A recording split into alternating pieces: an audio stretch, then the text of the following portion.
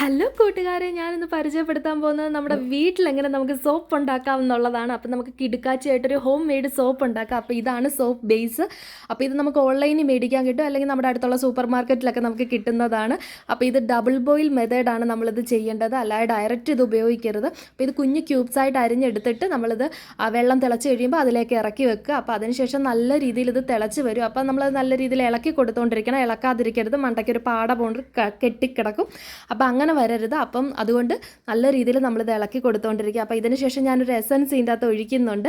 അപ്പോൾ അത് നമ്മുടെ പിയേഴ്സിൻ്റെ എസൻസ് ആണ്. അപ്പോൾ അതില്ലെങ്കിൽ നിങ്ങൾക്ക് ക്യാരറ്റിൻ്റെയോ പപ്പായയുടെയോ അലോവേരയോ എന്തുവാണെന്ന് വെച്ച് കഴിഞ്ഞാൽ അതിൻ്റെ ജ്യൂസ് നിങ്ങൾക്ക് ഉപയോഗിക്കാവുന്നതാണ്.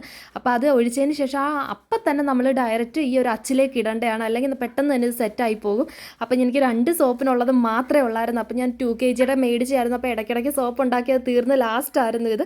അപ്പോൾ ഇതാണ് സോപ്പ്. അപ്പോൾ ഞാനിത് കഴുകി കാണിക്കുക. അപ്പം നല്ല പതയും കാര്യമൊക്കെ ഉണ്ട്. അപ്പോൾ ഞാൻ കുഞ്ഞാപ്പിയൊക്കെ ഇതാണ് യൂസ് ചെയ്യുന്നത്. അപ്പോൾ വേറൊരു സോപ്പ് കൂടെ ഞാൻ ഇതിൻ്റെ അകത്ത് വെച്ചിട്ടുണ്ട്.